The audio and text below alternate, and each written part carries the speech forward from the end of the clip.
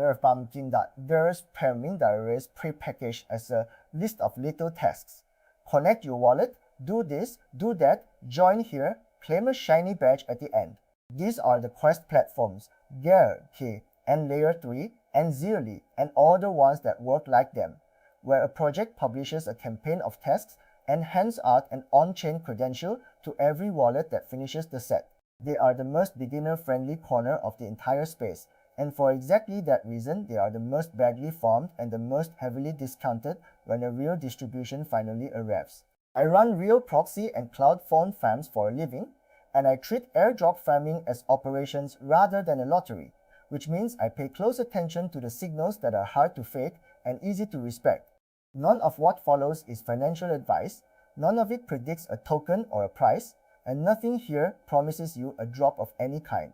It is simply how Quest platforms actually work, why projects lean on them so heavily, and what separates a wallet that genuinely earned a credential from a crowd of wallets that click the same campaign at the same minute. So start with what one of these platforms actually is. A Quest platform sits between a project and its users, letting the project publish a campaign, a set of tasks, and letting people complete them in exchange for a credential recorded against their wallet. Some tasks are on-chain, like making a swap or bridging value or holding a token, and the platform can verify those directly against the ledger. Others are off-chain, like following an account or joining a chat, verified through a connected login. Finish the whole set and you receive a badge, an attestation that quietly says, this wallet did these things.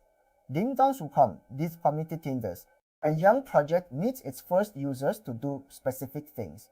Try the app, bridge some value in, spread the word, and the campaign is a clean way to point a crowd at those actions and prove who did them. The credential becomes a receipt. Later, when the project designs a distribution, it can look back at who held which credentials and reward the wallets that showed up when it mattered. A Quest is, at heart, a project telling you in plain language what it wishes its early users would do. Here is the trap that is unique to Quest platforms. Because a campaign is literally a checklist, it is the easiest thing in the entire space to grind mechanically and to script across a whole swarm of wallets. Click, connect, swap, claim, move to the next wallet, repeat. That low friction is precisely why Quest credentials on their own are the weakest signal there is. A badge earned by a fresh wallet that did nothing but the 6 tasks in the campaign and then went silent is not proof of a real user.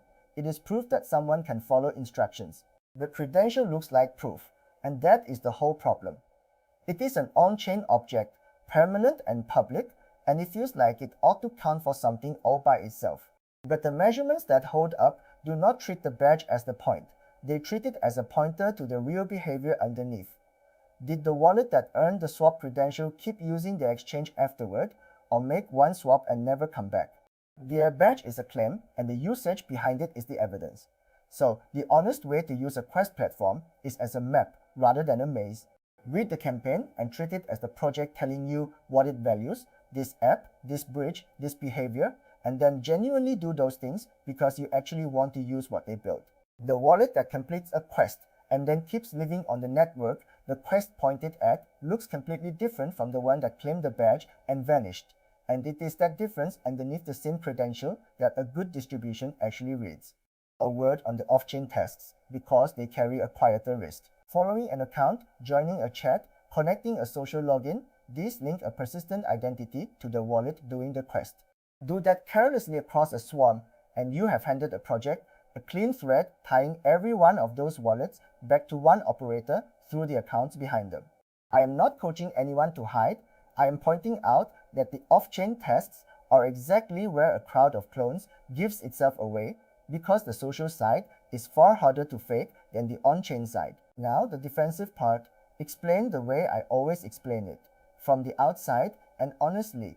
A project running a campaign and the platform hosting it both know that one operator will be tempted to fake a whole crowd of participants, a swarm of wallets that completed the same tasks in the same order inside the same narrow window, everyone funded from the same place, each connected to a freshly minted set of social accounts. That coordinated block reads as precisely what it is, one entity wearing many hats, in the same way a cluster of trading wallets gives itself away on the base chain.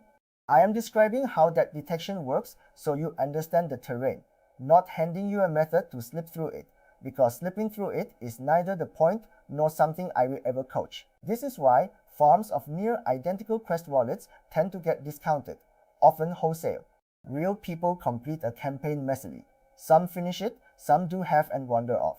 Some come back a week later, some did the underlying thing months before the quest even existed. 1,000 wallets that completed every task in the same sequence, minted the credential in the same hour, and never touched the network again do not look like 1,000 curious users. They look like one operator counted 1,000 times. The same clustering that defends every other category reads the shared funding trail and the synchronized timing and sets the whole block aside. There is a plain cost reality here too. Every on-chain task in a campaign spends real gas, and every off-chain task spends an account you had to create and pump somewhere. Across a single wallet that is trivial, but across a swarm chasing every campaign it multiplies into real money and time spent manufacturing the appearance of a crowd. That pushes you back to the one rule I hold onto through all of this: only complete quests for projects you would actually want to use, because a campaign that only makes sense as a bet on a future drop is one you are subsidizing, not farming. Not every quest is worth your attention, and telling them apart is most of the skill. A campaign that asks you to genuinely use a live product, to swap on its exchange, or borrow on its money market, is pointing at real behavior that would matter with or without a badge. A campaign that is nothing but follow, repost, and join is pointing at vanity, the cheapest thing in the world to fake, which is why it counts for the least. Weight your effort toward the quest that ask for real usage, and treat the pure social ones as the low signal they are. The timing lesson from the rest of airdrop farming carries straight over.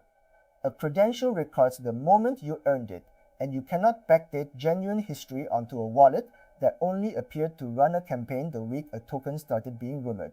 A wallet that suddenly completes 20 quests in a frantic fortnight has exactly that much behind it, no matter how full its badge shelf looks from that day on. The usage that counts, like every honest signal in this space, was already quietly there before the campaign asked for it.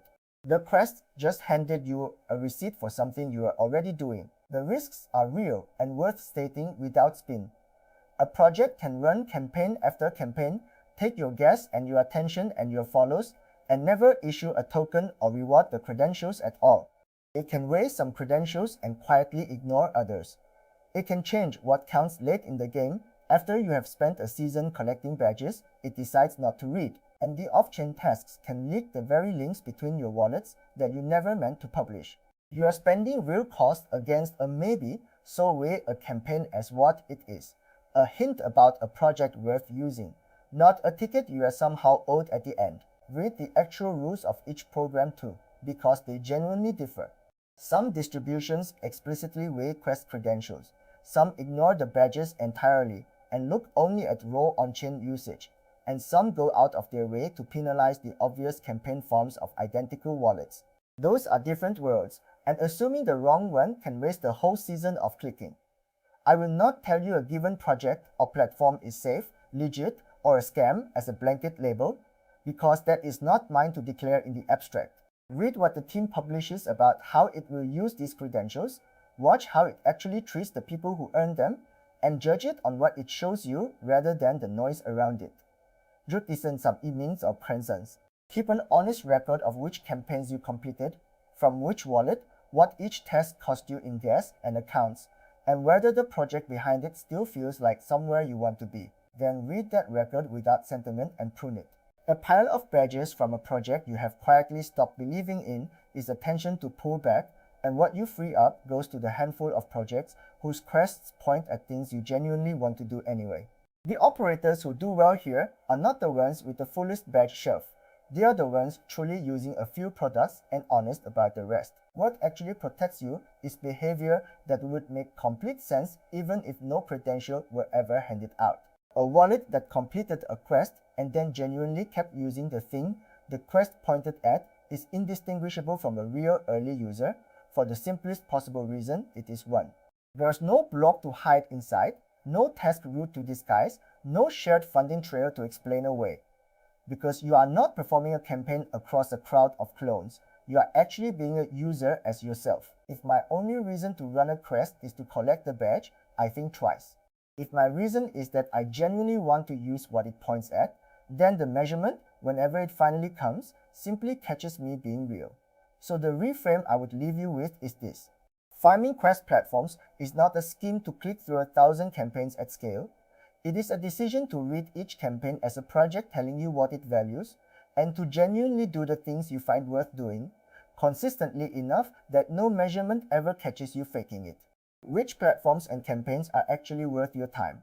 How quest credentials tend to be weighed when a distribution is designed, and the trackers I use to log which campaigns I ran and what they cost are all written up in full at airdropfarming.org, with no hype and nothing there being financial advice or a promise about any drop. And in a panta, the can be connect your weight and write up what actually qualifies rather than whatever campaign happens to be loud this particular week. Subscribe if you want the operator view of this, quest platforms used as a map rather than branded as a maze, and the honest caveats left in every single time. Next time, we take one real campaign from the first connected wallet all the way through the genuine usage it was pointing at, and watch how actually using the thing earns real standing far more reliably than any swarm of wallets ticking the same boxes in suspicious unison.